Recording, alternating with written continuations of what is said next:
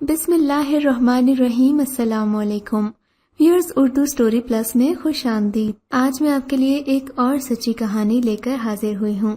امید ہے کہ کہانی آپ کو ضرور پسند آئے گی۔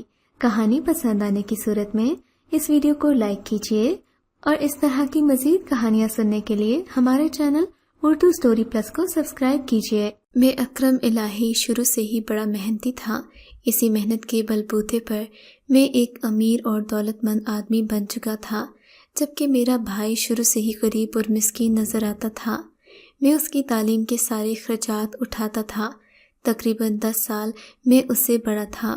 میری ایک فلور مل تھی جس میں آٹا اور مسالہ جات کی ہول سیل دکان، جس پر میں ملاوٹ شدہ مال فروخت کرتا تھا۔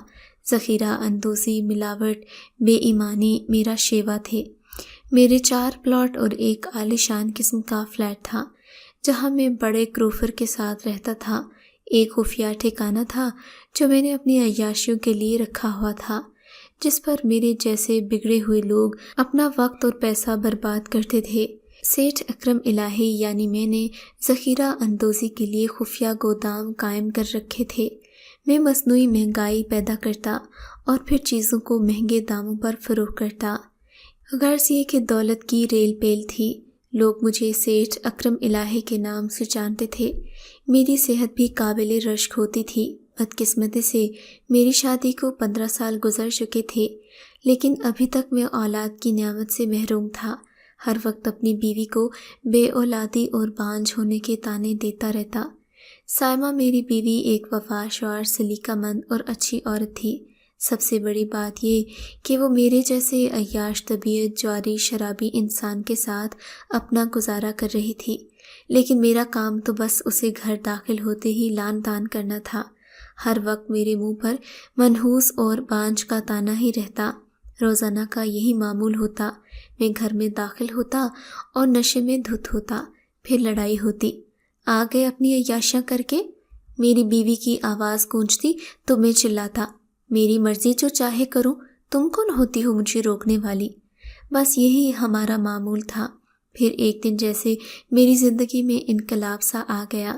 یہ سردی کا موسم تھا۔ مجھے کھانسی محسوس ہوئی۔ کھانسی میں خون بھی آنے لگا اور کمزوری بھی محسوس ہوئی۔ میں نے محلے کے ایک ڈاکٹر کو دکھایا۔ اس نے دوا دی مگر مجھے کچھ آرام نہ آیا۔ پھر ایک دوسرے ڈاکٹر کے پاس اور پھر تیسرے کے پاس۔ آخر تنگ آ کر میں ایک اسپیشلسٹ کے پاس پہنچا۔ اس نے کچھ ٹیسٹ لکھ کر دیے۔ جب یہ رپورٹس لے کر میں ڈاکٹر کے پاس پہنچا تو اس نے رپورٹس دیکھتے ہوئے کہا، سیٹھ صاحب، آپ کو ٹی بی تشخیص ہوئی ہے۔ سرکاری ہسپتال میں داخل ہونا پڑے گا۔ اپنا علاج کراتے ہیں یا اگر آپ کو گنجائش ہے تو بے شک پرائیویٹ ہسپتال میں اپنا علاج کرا سکتے ہیں۔ اس زمانے میں ٹی بی ایک مہلک اور جان لیوا مرض سمجھا جاتا تھا۔ یہ سن کر میری آنکھوں کے آگے اندھیرا چھا گیا۔ اپنا انجام صاف نظر آنے لگا کہ اب موت ہی میرا مقدر ہے۔ میں نے ڈوبتے دل سے پوچھا، ڈاکٹر صاحب، کیا میری زندگی بچ جائے گی؟ ڈاکٹر نے بے حسی سے کہا، جی 50% امکان ہے کہ آپ زندہ رہیں گے اور 50% ہے کہ آپ مر جائیں گے۔ ڈاکٹر بڑا ہی حقیقت پسند تھا۔ مجھے بہت پریشانی ہوئی۔ جیسے تیسے گھر پہنچا۔ میرے ذہن پر شدید دباؤ تھا۔ دوسرے دن میری حالت مزید خراب ہو گئی۔ شاید میں نے زیادہ سوچنا شروع کر دیا تھا۔ پھر میں بے ہوش ہو گیا۔ جب میری آنکھ کھلی تو ایک ہسپتال کے بیڈ پر لیٹا ہوا تھا۔ میری بیوی میرے سرہانے بیٹھی تھی۔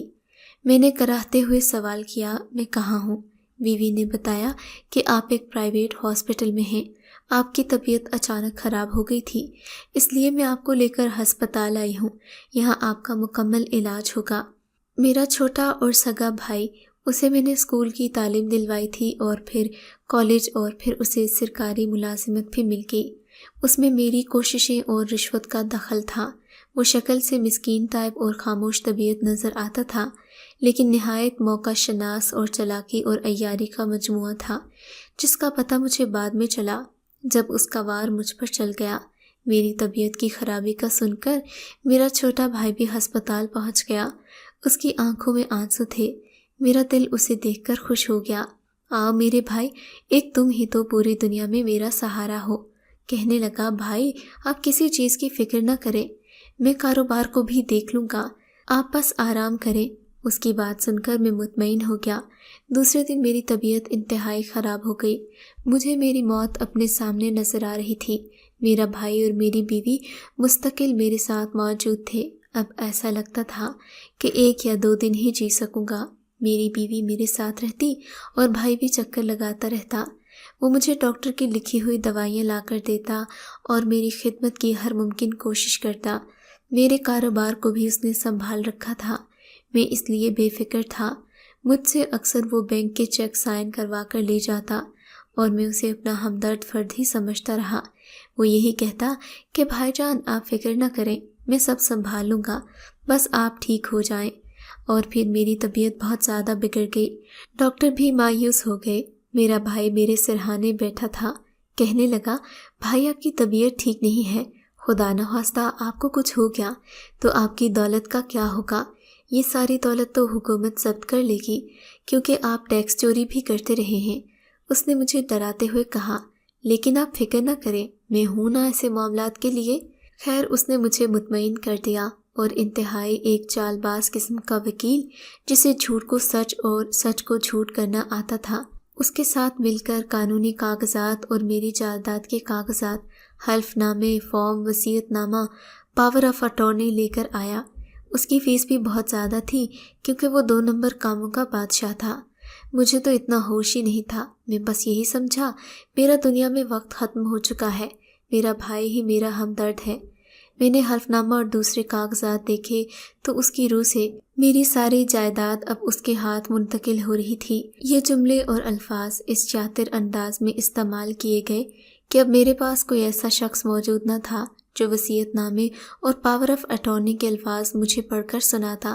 میں یہی سمجھا کہ میں صحت یاب ہو جاؤں تو میرا بھائی مجھے دوبارہ کچھ دے گا اور عارضی طور پر یہ پاور آف اٹارنی بنوا رہا ہے۔ اس طرح میرا سب کچھ اس کے ہاتھوں میں چلا گیا۔ اب مجھے دنیا سے کوئی غرض نہیں تھی۔ میں ہر وقت اللہ سے معافی مانگتا رہتا اور اس سے توبہ کرتا رہتا تھا، اے اللہ تو مجھے صحت اور زندگی عطا فرما، میں کبھی کوئی گناہ نہیں کروں گا۔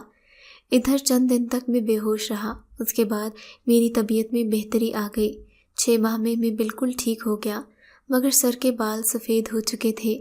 میرا بھائی مجھے مسلسل مطمئن کرتا رہا، کہنے لگا پیسوں کی ضرورت ہو تو آپ مجھ سے لیتے رہیں، جب آپ مکمل صحت یاب ہو جائیں گے تو پھر کاروبار بھی لے لینا۔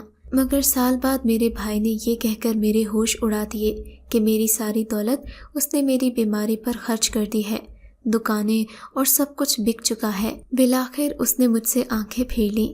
اللہ کی کرنی دیکھیے، جب میں غریب ہوا تو اللہ نے میری بانجھ بیوی کو اولاد کی نعمت دے دی۔ میری 1 بیٹی اور 2 بیٹے ہوئے۔ وقت پر لگا کر اٹھتا رہا۔ میری بیٹی رابعہ جوان ہو گئی، لیکن میں اپنے بھائی سے اس کے دل کے ساتھ ملتا تھا کہ یہ میرا ایک ہی بھائی ہے، کیا پتہ اسے احساس ہو جائے کہ اس نے کیا جرم کیا ہے۔ میں نے پھر بھی قطع تعلق نہیں کیا۔ ادھر میرے بھائی کے 2 بیٹے بھی تھے، کیونکہ میرا بھائی مجھ سے تقریباً 10-11 سال چھوٹا تھا، اس لیے اس کی اولادیں اور میری اولاد ہم عمر ہی تھیں۔ میری بیٹی رابعہ کالج میں پڑھتی تھی، وہ خوبصورت تھی، اس لیے رشتے آنا شروع ہو گئے۔ کیونکہ میرے یہاں اولاد نہیں تھی، میں شروع سے ہی اپنے بھائی کے بچوں کو اپنی اولاد کی طرح سمجھتا تھا۔ خاص طور پر اس کا سب سے چھوٹا بیٹا ارشد تو میرے گھر آتا رہتا تھا۔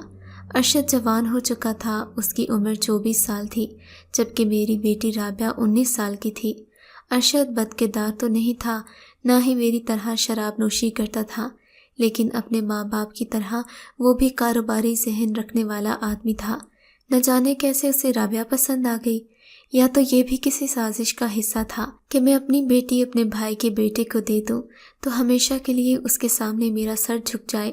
بہرحال اس وقت میں نے اتنا کچھ نہیں سوچا تھا، ارشد کو اپنے بچوں کی طرح سمجھتا۔ اور پھر ایک دن میرے بھائی نے میری بیٹی کا ہاتھ مجھ سے اور میری بیوی سے مانگ ہی لیا۔ ظاہر ہے میرا بھائی کوئی غیر تو تھا نہیں، اپنے بھائی پر میں بے حد بھروسہ کرتا تھا۔ اس نے چکنی چپڑی باتیں کر کے ایک بار پھر مجھے اپنے شیشے میں اتار لیا۔ رابعہ بھی یہی چاہتی تھی، کیونکہ وہ ارشد کے عشق میں گرفتار ہو چکی تھی۔ میری بیوی ہی صرف مخالفت کر رہی تھی، مگر مجھ پر ایک بار پھر بھائی کی محبت کا بھوت سوار ہو گیا، اور یوں میری بیٹی کی شادی ارشد سے ہو گئی۔ وقت گزرتا رہا اور میرے مالی حالات مزید خراب ہوتے گئے، جبکہ میرا چھوٹا بھائی میری ہی دولت پر عیاشی کرتا رہا۔ میں نے اپنے بھائی سے اپنی دولت کا مطالبہ کیا تو اس نے مجھے ٹکا سا جواب دے دیا کہ میرے پاس کچھ نہیں ہے، یا مجھے کچھ اتنی رقم دے دیں۔ اب تو میں سب کچھ اپنے بھائی کو دے چکا تھا، سو میری ساری دولت پر میرا کوئی حق نہیں تھا۔ ایک دن میں نے یوں ہی کورٹ میں ایک وکیل سے بات کی۔ اس نے کہا کہ اگرچہ آپ اپنا سب کچھ اس کے نام کر چکے ہیں، قانونی طور پر پاور آف اٹارنی بھی دے چکے ہیں۔ میں نے اسے اپنی پراپرٹی کے تمام کاغذات دکھائے اور وہ پاور آف اٹارنی وصیت نامہ بھی، جو کہ میرے بھائی نے بیماری کے دوران تیار کروایا تھا۔ ماجد علی کا شمار شہر کے اچھے وکیلوں میں ہوتا تھا۔ میرے تمام کاغذات دیکھ کر وہ کہنے لگا، اگرچہ ایک بہت طویل عرصہ گزر چکا ہے، پاور آف اٹارنی اور حلف نامے میں لکھا ہے کہ جو کچھ میرے پاس ہے آج کے بعد اس پر میرا کوئی حق نہیں ہوگا، لیکن کوئی راستہ تو ہوگا وکیل صاحب، میں نے زور دیتے ہوئے کہا تو کہنے لگا، دیکھیے اب صرف ایک چیز ہو سکتی ہے، آپ کورٹ میں یہ کہتے ہیں کہ میرے ساتھ دھوکہ دہی کی گئی ہے، میں شدید بیماری کی حالت میں تھا، مجھ سے کہا گیا کہ یہ معاہدہ صرف عارضی ہے، میری صحت یاب ہوتے ہی سب کچھ جو میری جائیداد ہے مجھے مل جائے گی۔ میں جب صحت یاب ہوا تو میں نے دیکھا کہ حلف نامے اور پاور آف اٹارنی پر تحریر بدلی ہے۔ نہایت چالاکی سے وکیل نے ہمیشہ کے لیے آپ کو اپنی جائیداد سے دستبردار کر دیا۔ میں نے بھی حامی بھر لی، کیونکہ اب اس کے سوا کوئی چارہ بھی نہیں بچا تھا، میرے بھائی نے کوئی راستہ نہیں چھوڑا تھا۔ بالآخر ماجد علی نے میرا کیس لڑا، ہسپتال سے وہ دستاویزات بھی منگوائی گئی جہاں میری بیماری کا ریکارڈ موجود تھا۔ خوش قسمتی سے اس ہسپتال میں ہر مریض کا ریکارڈ رکھا جاتا تھا۔ اس واقعے کو 22 سال گزر چکے تھے۔ خیر عدالت میں کیس چلا، میں نے اپنے بھائی کے خلاف ہی گواہی دے دی۔ میری بیٹی اور بیوی نے مجھے منع بھی کیا کہ اب ایسا کرنے سے رشتے بگڑ سکتے ہیں، مگر میں نے اس کی کوئی پرواہ نہیں کی۔ میں جانتا تھا اگر میں کیس جیت گیا تو نہ صرف میرے ہاتھ میں دولت ہوگی بلکہ رشتوں کے پلڑے میں بھی میں بھاری ہو جاؤں گا۔ بس اسے اللہ کا معجزہ کہہ لیں۔ عدالت نے اس بات پر یقین کر لیا کہ یہ دستاویزات دھوکے سے بنوائی گئی تھیں، اور یوں بھی کوئی شخص ہوش و حواس میں اپنی ساری دولت کسی اور کے نام کیوں کرے گا۔ یہ ایک سوچنے والی بات تھی جس نے میرے بھائی کے وکیل کو لاجواب کر دیا۔ 22 سال کے طویل عرصے بعد عدالت کے حکم سے ساری جائیداد اور زمین، مکان وغیرہ مجھے واپس کر دیے گئے، کیونکہ میں ان کا قانونی حقدار تھا۔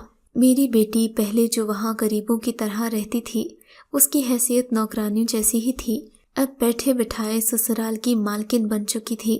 میری بیوی اگرچہ اس چیز کے حق میں تو نہیں تھی، مگر وقت نے ثابت کر دیا کہ اللہ اگر انسان کا ساتھ دے تو کچھ بھی ناممکن نہیں ہے۔ اگر میں یوں ہی ہاتھ پر ہاتھ دھرے بیٹھا رہتا تو کبھی بھی ایسا ممکن نہ ہوتا۔ آج میرا بھائی سر جھکا کر مجھ سے ملتا ہے، وہ مجھ سے نظریں نہیں ملا پاتا۔